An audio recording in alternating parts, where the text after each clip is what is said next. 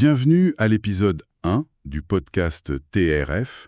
Nous sommes le jeudi 8 janvier 2026 et si on devait résumer la France en une seule journée, je crois que celle-ci serait une candidate parfaite. Ah oui, on peut dire ça. On a vraiment l'impression que tout le pays est en surchauffe. D'un côté, une crise politique au sommet, avec un Premier ministre qui claque la porte. Et de l'autre, cette colère qui monte des campagnes. Oui, des tracteurs qui bloquent les routes aux portes de Paris. C'est assez saisissant. C'est une image très forte. Et pour compliquer le tableau, il faut ajouter une autre couche, si on peut dire. C'est-à-dire?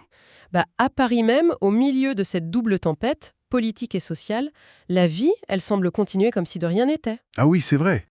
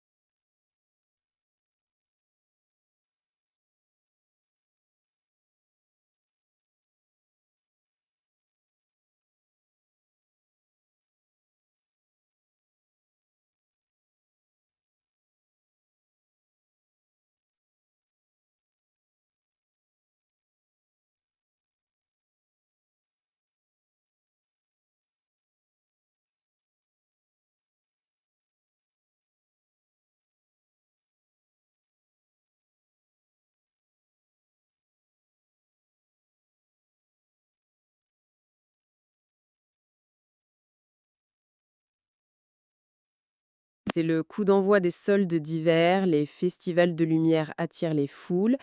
Mais même là, le chaos n'est pas loin. Une vraie tempête cette fois, la tempête Goretti s'abat sur la région. Et qui paralyse des transports, j'imagine. Exactement. C'est un véritable millefeuille de crise, superposé à une normalité qui est presque surréaliste. C'est une excellente image, ce millefeuille. Et c'est exactement ce qu'on va faire aujourd'hui. On va essayer de le décortiquer, de peler chaque couche de cette journée un peu folle pour comprendre les forces contradictoires qui traversent le pays. Alors commençons par le sommet. La couche la plus visible et peut-être la plus fragile de ce millefeuille, la crise politique. La nouvelle du jour. Oui, la nouvelle qui tombe. La démission de Sébastien Lecornu, Premier ministre depuis Moins d'un mois. même pas un mois. C'est d'une brutalité. C'est rare quand même. C'est brutal, oui, mais pas totalement inattendu pour qui suivait la situation de près. Ah bon? C'était déjà le 3e Premier ministre d'Emmanuel Macron. Ça montre bien qu'il y a une instabilité chronique, en fait. Le détonateur, ça a été la formation de son gouvernement. D'accord. La composition a été vécue comme une véritable provocation par une grande partie de la classe politique. Attendez, une provocation? C'est un mot très très fort. Qu'est-ce qui a mis le feu aux poudres à ce point? C'est l'impression d'un tour de passe-passe, en quelque sorte.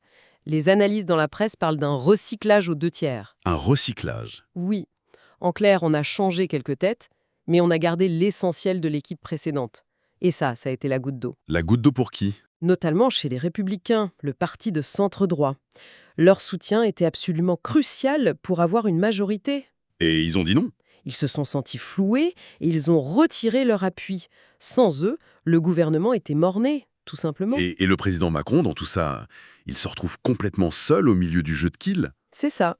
On a ce sentiment d'un isolement qui atteint un point critique. Et les conséquences, elles sont immédiates, j'imagine. Immédiate, c'est à tous les niveaux. Sur le plan politique, l'extrême gauche, par la voix de Jean-Luc Mélenchon, a tout de suite réclamé la démission du président lui-même. Carrément. Oui, jugeant la situation intenable. Du coup, l'hypothèse de nouvelles élections législatives devient de plus en plus crédible. Mais c'est un pari incroyablement risqué, ça, non? Ah ben oui. Rien ne garantit que le résultat serait différent. On pourrait se retrouver avec une Assemblée nationale tout aussi ingouvernable. C'est tout le dilemme. C'est un véritable saut dans l'inconnu. Le risque est énorme de se retrouver dans une impasse encore plus grande, avec une paralysie qui pourrait durer des mois, voire des années. Et cette incertitude, ça dépasse les murs de l'Élysée. Bien sûr, ça a des effets très concrets. Absolument. Ce n'est pas qu'un jeu politicien. Les marchés financiers, eux, n'ont pas attendu pour réagir. Dès l'annonce. Ils détestent l'incertitude. Exactement. Dès l'annonce de la démission, les actions et les obligations françaises ont piqué du nez.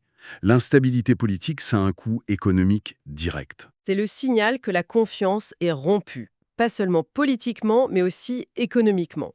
Et ce qui rend la situation encore plus ironique, c'est le contraste total avec le discours du président à peine une semaine plus tôt. Ah oui, ses vœux. Voilà. Lors de ses vœux du Nouvel An, il avait martelé qu'il travaillerait jusqu'à la dernière seconde de son mandat. C'était une façon de défier ses opposants. Et aujourd'hui, cette déclaration sonne terriblement creux. Oui, la réalité l'a rattrapé à une vitesse fulgurante. Bon. Pendant que le sommet de l'État s'effrite à Paris, une autre couche de notre fameux millefeuille, bien plus profonde, est en train de se révolter. On change de décor. On quitte les palais de la République. Voilà. On n'est plus dans les dorures, mais sur le bitume des autoroutes. C'est la colère des champs. Oui, et ce n'est plus une simple manifestation. On parle de convois de tracteurs qui convergent vers les grandes villes, et notamment Paris, pour bloquer les axes stratégiques. C'est un mouvement qui vient de loin, on sent une accumulation. Une accumulation de frustration qui arrive à son point d'ébullition. Essayons de comprendre les racines de cette colère. Il y a d'abord, j'imagine, une question purement économique. C'est le nerf de la guerre. Les agriculteurs sont pris dans un effet ciseau qui est mortel. C'est-à-dire? D'un côté, leurs coûts de production, l'énergie, les engrais, le matériel ont explosé. Et de l'autre, les prix auxquels ils vendent leurs produits stagnent ou même baissent. On a des exemples concrets? Oui, le cas des céréaliers est très parlant. Les sources indiquent qu'ils perdent de l'argent depuis 3 ans. 3 ans. C'est vertigineux quand on entend ça. Justement, beaucoup ne tiennent pas. Mais à cette détresse économique s'ajoute un sentiment d'injustice. Une injustice profonde, j'ai l'impression. Oui, notamment face à la concurrence internationale. Le point de crispation absolu en ce moment, c'est l'accord commercial en négociation avec le Mercosur. Le bloc des pays d'Amérique du Sud. C'est ça. Donc, si je comprends bien le sentiment des agriculteurs, c'est on nous impose en Europe, et surtout en France, des normes parmi les plus strictes au monde, Environnemental, sanitaire, oui. et en même temps, on s'apprête à ouvrir grand les portes à des produits bœufs, Sucre, éthanol qui viennent de pays où ces règles n'existent pas. C'est la double peine en fait. C'est exactement ça. Ils le vivent comme une concurrence totalement déloyale. Une trahison même. Ils ont l'impression d'être les seuls à faire des efforts. Voilà, et par-dessus cette injustice, il y a le poids de la bureaucratie. Le fameux enfer administratif français et européen. Un classique malheureusement. Un classique qui devient insupportable. Ils se sentent écrasés par des réglementations jugées excessives, complexes et parfois contradictoires. Vous avez un exemple? L'interdiction de certains pesticides pour la culture de la betterave sucrière en France, alors que ces mêmes produits sont autorisés chez nos voisins européens. Ce qui crée une distorsion de concurrence au sein même de l'Union européenne. Tout à fait. Ajoutez à ça des crises sanitaires, comme la gestion jugée chaotique de la maladie hémorragique épizootique qui touche les bovins, et vous avez un cocktail explosif. Le tableau est clair. On a des agriculteurs qui se sont abandonnés de tous les côtés, par Paris, jugé déconnecté. Et par Bruxelles, perçu comme une machine à produire des normes. Ils vivent une sorte de double déclassement, économique et puis moral. Et il y a une dimension symbolique, qui est peut-être la plus importante. Cette crise éclate au moment où les projections indiquent que la France, en 2025, pourrait connaître son tout premier déficit commercial pour les produits agricoles et alimentaires. Son premier déficit, Oui, pour la première fois en près de 50 ans. 50 ans? Pour la première puissance agricole de l'UE, c'est plus qu'une mauvaise nouvelle économique. C'est une humiliation, une blessure dans l'identité nationale. Et c'est là qu'on arrive à la couche la plus paradoxale, la plus surprenante de notre millefeuille. Ah oui. Au moment précis où le président semble totalement paralysé sur le plan intérieur, affaibli, contesté, il monte sur la scène internationale et adopte une posture d'une fermeté. Inouï. C'est un réflexe quasi pavlovien de la Ve République. Quand la situation intérieure devient ingérable, On regarde ailleurs. exactement, le président se réfugie dans son domaine réservé, La politique étrangère. C'est la seule arène où il est encore les mains relativement libres. où il peut projeter une image de puissance, De puissance et de leadership, oui. loin de la pagaille nationale. Et ce jour-là, le 8 janvier, il ne s'en prive pas. Il y a ce discours annuel aux ambassadeurs français réunis à l'Élysée. Et le ton est, Glacial. surtout envers l'allié américain. Glacial est le mot juste. Il accuse frontalement les États-Unis de Donald Trump de se soustraire aux règles internationales et de tourner le dos à leurs alliés historiques.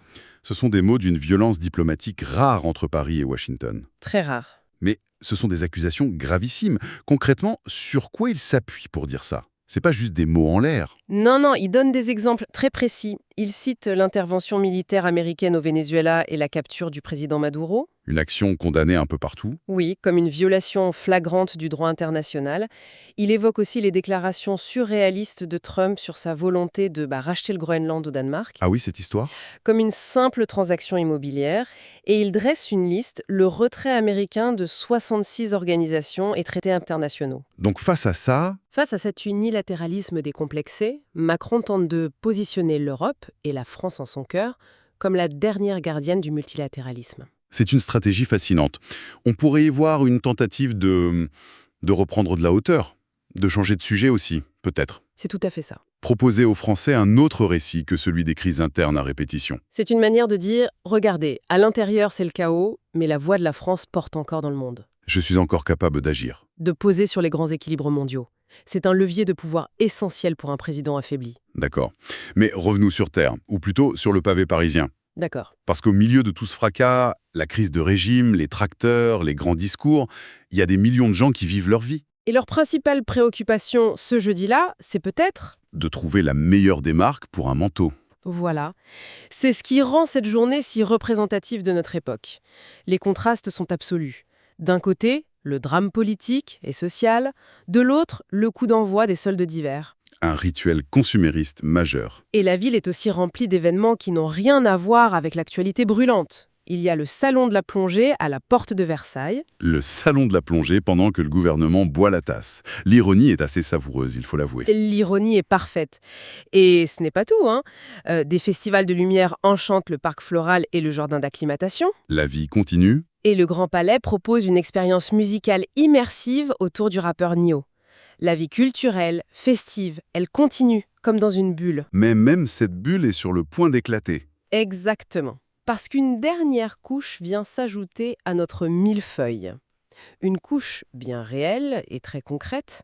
La météo, la tempête Goretti, C'est la métaphore parfaite de la journée. Non seulement il y a une tempête politique et sociale, mais en plus, une vraie tempête s'abat sur l'île de France. Toute la région est en alerte orange, je crois. Oui, pour des vents violents. Et là, le chaos n'est plus une abstraction. Il touche directement le quotidien des gens. Précisément. Les conséquences sont immédiates et très perturbantes. Plusieurs lignes de RER et de Transilien, les artères du transport francilien, Sont interrompus. partiellement ou totalement, à cause de chutes d'arbres sur les voies. Des milliers de gens se retrouvent bloqués, leur routine quotidienne bouleversée. C'est ça, la journée du 8 janvier. C'est ce mélange incroyable, un sommet de l'État paralysé, des agriculteurs en colère, des gens qui font du shopping, et tout le monde qui essaie de rentrer chez soi sous une tempête. Au final, quand on rassemble toutes les pièces, cette journée du 8 janvier 2026 offre une coupe transversale assez brutale de la France. Oui, Un pays fracturé, tiraillé entre une instabilité politique au sommet qui semble sans fin, une colère sociale qui remonte des territoires, une ambition internationale affichée comme un antidote. et au milieu, le rythme à la fois imperturbable et chaotique de la vie quotidienne. Et ce qui est frappant, c'est que tous ces éléments, toutes ces couches ne sont pas séparées. Elles sont profondément liées. Comment ça? La colère des agriculteurs est nourrie par le sentiment que le politique est impuissant. La fragmentation politique qui paralyse le pays est le symptôme de ces fractures sociales. Et la politique étrangère. La volonté d'afficher une Europe forte face aux États-Unis est une réponse à l'angoisse d'un déclassement général. Tout cela résonne comme les symptômes d'une même inquiétude, finalement. Exactement. Une inquiétude sur la place de la France dans un monde qui change, sur la viabilité de son modèle, sur sa capacité à se projeter dans l'avenir. Ce qui nous laisse avec une question fondamentale et assez vertigineuse. Laquelle? Face à ces divisions profondes qu'on voit partout, et face à cette paralysie politique qui devient la norme, est-ce que le système est encore capable de produire le consensus nécessaire pour affronter les défis qui s'annoncent? Ou alors, Ou bien, est-ce que le pays est entré, sans vraiment s'en rendre compte, dans une nouvelle ère d'instabilité chronique, où la gestion de crises multiples et simultanées n'est plus l'exception, mais la nouvelle façon de gouverner?